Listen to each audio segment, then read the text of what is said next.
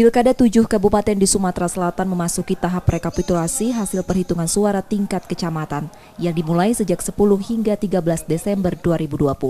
Menyesuaikan situasi pandemi COVID-19, tahapan ini tetap menerapkan protokol kesehatan dengan memakai masker dan menjaga jarak.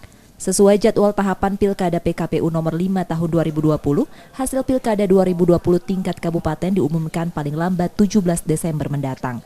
Setelah penetapan, KPU membuka ruang untuk paslon yang tidak puas mengajukan gugatan ke Mahkamah Konstitusi. Pelaksanaan PSU atau pemungutan suara. Rapat pleno rekapitulasi baik di tingkat kecamatan ataupun kabupaten yang utama adalah menerapkan protokol kesehatan. Kemudian juga teman-teman di PPK kan sudah menerima hasil penghitungan suara dari TPS-TPS yang dikumpulkan oleh PPS, kemudian sudah digeserkan ke gudang-gudang di PPK pas hari tanggal 9 Desember tersebut. KPU mengklaim secara umum pelaksanaan pemungutan suara di Sumatera Selatan menerapkan protokol kesehatan. Pemungutan suara juga berjalan aman dan lancar. Rizky Nurmizan, Kompas TV Palembang, Sumatera Selatan.